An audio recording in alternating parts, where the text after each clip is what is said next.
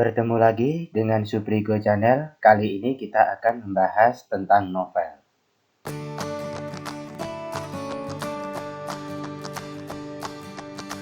Adapun tujuan pembelajaran kita yang pertama adalah mengetahui konsep novel. Yang kedua, dapat menganalisis unsur intrinsik dan ekstrinsik.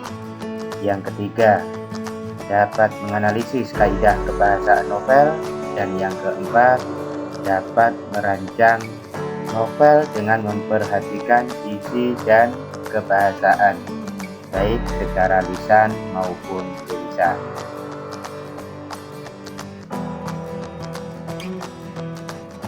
Sebelum kita lanjutkan, ada baiknya kita pahami dulu definisi novel.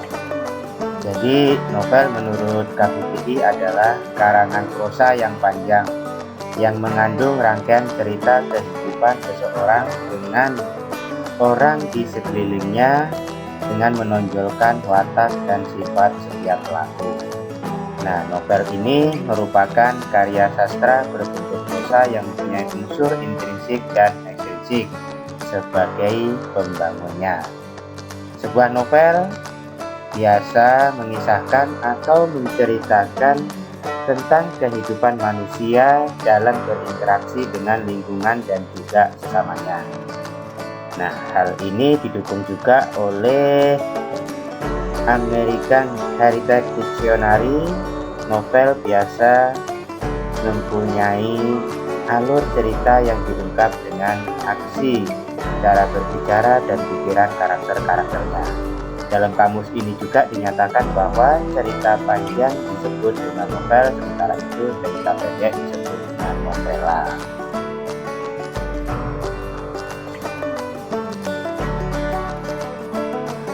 Adapun struktur novel adalah sebagai berikut.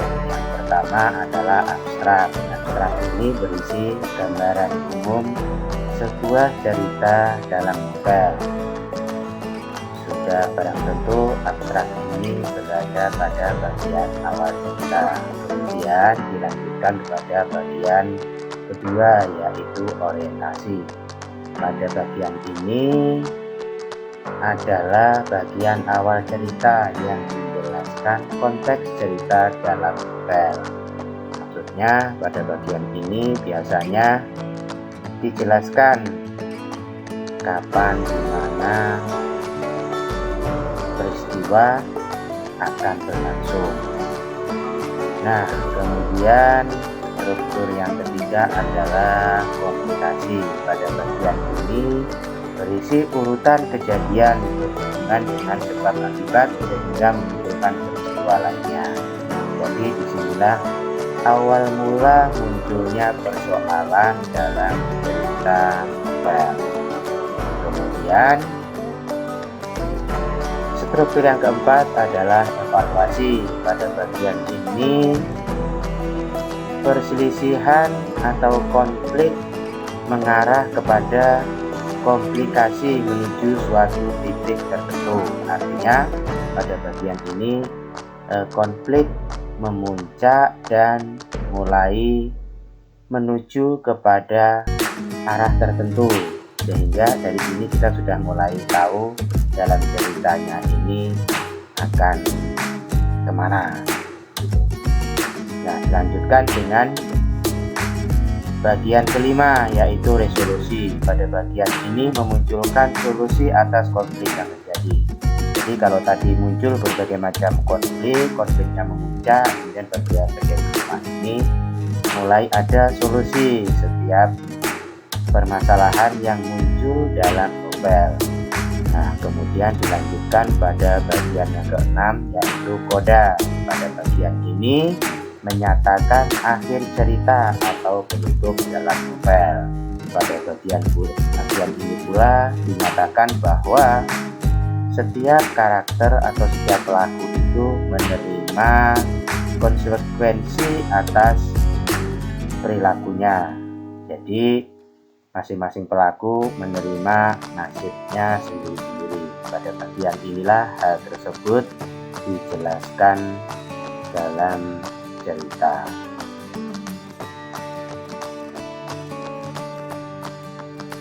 Selanjutnya kita uraikan ciri-ciri novel. Ciri yang pertama, novel itu memiliki isi cerita yang kompleks.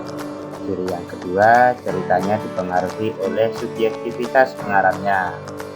Ciri yang ketiga adalah tokoh dan karakter dalam novel bervariasi. Kemudian ciri yang keempat, berusaha membangkitkan empati atau menggugah emosi pembaca. Ciri yang kelima, bersifat realistis dikarenakan novelis mendeskripsikan latar lebih detail. Ciri yang keenam, kisah dalam novel disajikan dalam bentuk narasi menggunakan lebih dari 10.000 kata. Nah, itulah ciri-ciri novel yang dapat kita sajikan dalam kesempatan ini. Selanjutnya kita uraikan unsur-unsur pembangun novel. Ada dua unsur pembangun novel.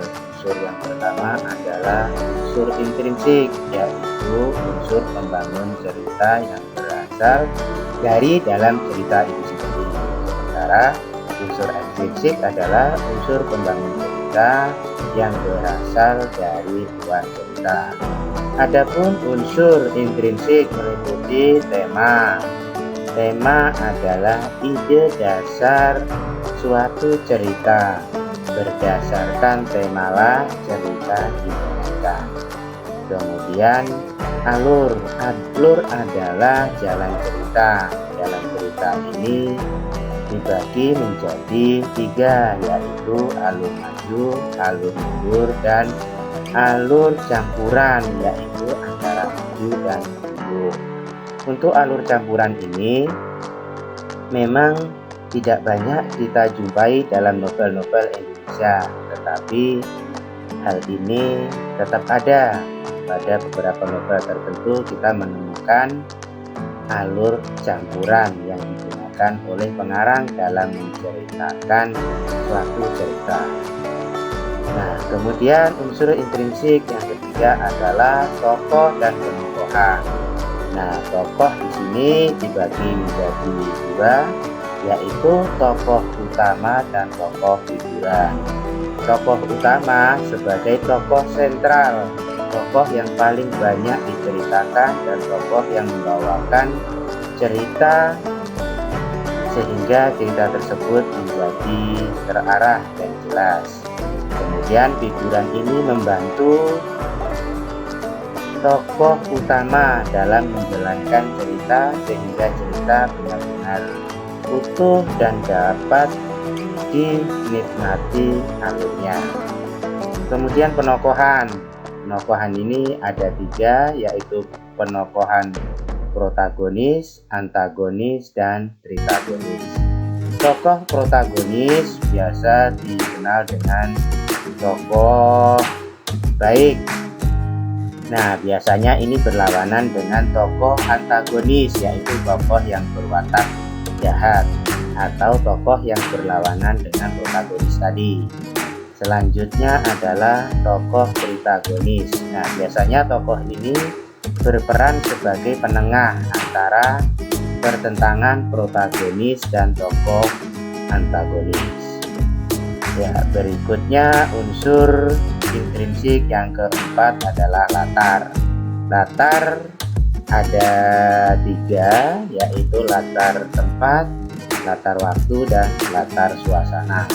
Latar tempat ini menerangkan tempat terjadinya peristiwa. Latar waktu menjelaskan tentang waktu terjadinya peristiwa dalam cerita, dan latar suasana ini menjelaskan tentang keadaan atau situasi peristiwa terjadi. Ya, lanjutnya adalah sudut pandang.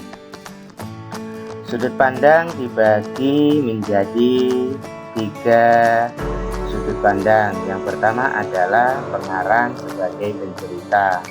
Biasanya pada bagian ini pengarang menggunakan kata tokoh, dia, mereka, atau menyebut nama-nama tokoh. Karena posisinya di sini pengarang hanya sebagai pencerita. Berbeda dengan yang kedua, pengarang sebagai tokoh. Nah, pengarang sebagai tokoh ini, pengarang menceritakan dirinya sendiri. Makanya dalam cerita, pengarang menyebut dirinya sebagai tokoh aku, tokoh saya, dan sebagainya. Intinya, pada bagian ini, tokoh menyebut dirinya itu berperilaku sebagai orang pertama. Nah, kemudian sudut pandang yang ketiga adalah pengarang sebagai pencerita dan sebagai tokoh. Nah, untuk yang ini memang sedikit kita jumpai pada novel-novel yang biasa kita kenal, tetapi ini tetap saja ada kemungkinan pada novel-novel tertentu akan muncul pengarang sebagai pencerita dan sebagai tokoh. Memang dalam hal ini agak sulit kita menganalisisnya, tapi jika kita jeli dan terus berupaya, maka kita akan menemukan pengarang itu sebagai pencerita sekaligus sebagai tokoh dalam cerita. Ya, berikutnya adalah gaya bahasa. Nah, pada bagian gaya bahasa ini bisa dipahami bahwa gaya bahasa dalam novel merupakan gaya bahasa yang digunakan oleh pengarang. Gaya bahasa ini sekaligus sebagai menjadi ciri khas atau pembeda pengarang satu dengan pengarang lainnya.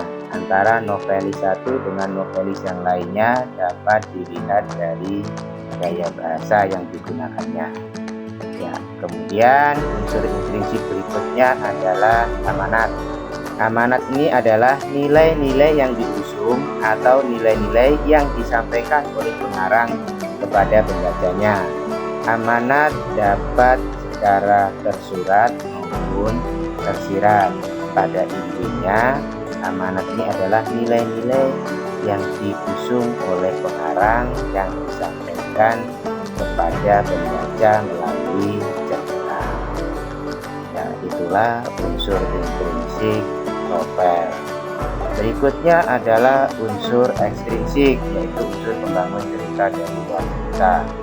Nah, unsur ekstrinsik ini meliputi unsur sosial, moral, agama, budaya, politik, sejarah, ekonomi, dan kondisi munculnya cerita. Nah, unsur-unsur tersebut itu melatari timbulnya atau melatari munculnya sebuah cerita dalam novel. Memang unsur-unsur ini tidak terlibat langsung, tetapi memiliki kaitan yang erat. Kaitannya apa? Berdasarkan nilai-nilai tersebut, maka muncullah sebuah cerita. Itulah yang disebut dengan unsur ekstrinsik. Ya, demikian penjelasan tentang unsur-unsur pembangun novel.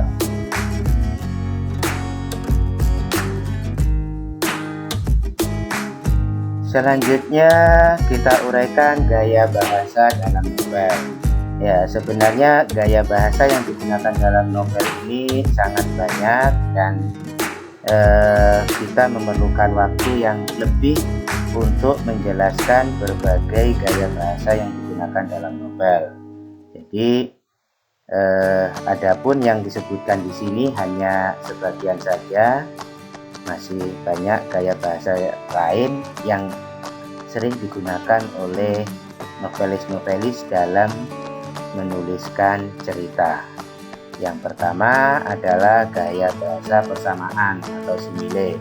Yang kedua, gaya bahasa metafora. Yang ketiga, hiperbol. Yang keempat, alegori. Yang kelima, personifikasi. Yang keenam, alusi. Yang ketujuh, eponim. Yang kedelapan, epitet. Yang kesembilan, sinekdot.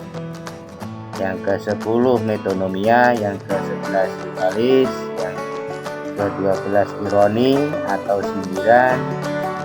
yang ke-13 sinisme, yang ke-14 sarkasme, yang ke-15 ameliorasi, dan yang ke-17 priorasi.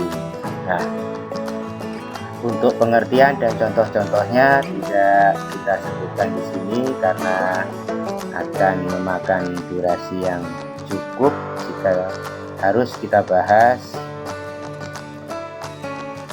contoh, harus kita bahas satu persatu, baik itu contoh maupun pengertiannya. Ya, jadi inilah gaya bahasa yang sering digunakan oleh para novelis dalam bercerita.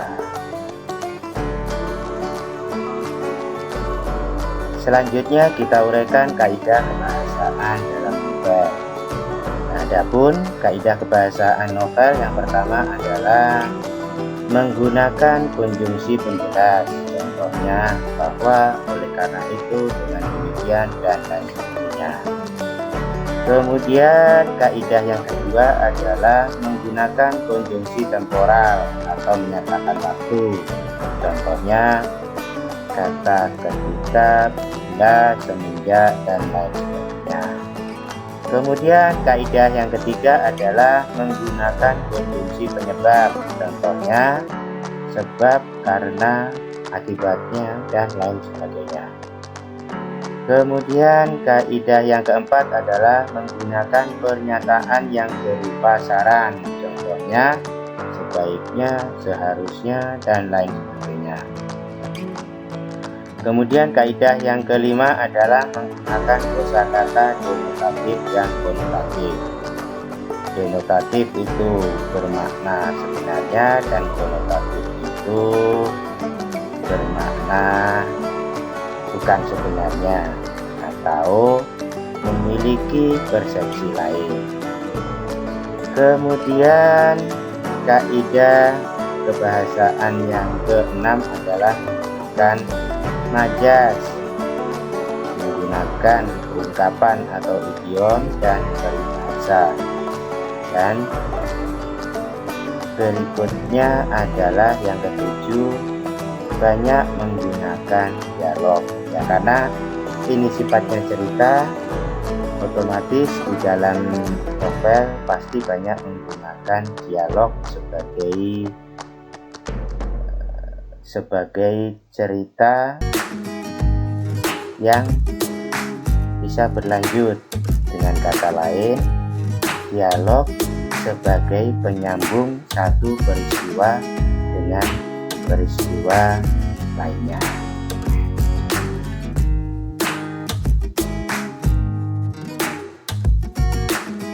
Selanjutnya kita sebutkan beberapa contoh novel. Yang pertama adalah Negeri Lima Menara karya Anwar Fuadi. Berikutnya Sepatu Dahlan karya Krishna Bhattacharya. Yang ketiga, Ketika Cinta Bertasbih karya Habibur Rahman El-Siraji. Yang keempat, Negeri Para Bedebah karya Terelie. Dan yang keenam, Bumi Manusia karya Gramedia Anantatur. Ya, itulah contoh-contoh novel yang sudah dikenal di Indonesia. Nah, adapun contoh-contoh lain ada di dalam buku pelajaran bahasa Indonesia kelas 12. Nah, bisa juga kita melihat contoh novel dari sumber lain, yaitu dari internet maupun dari aplikasi online lainnya.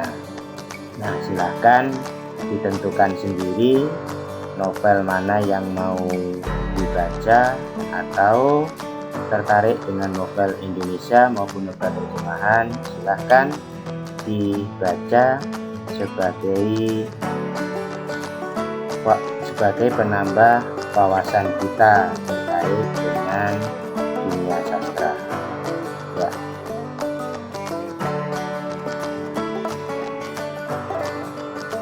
Demikian pembahasan kita tentang novel. Semoga penjelasan tadi bermanfaat. Saya ucapkan terima kasih karena telah bersedia menyaksikan video ini.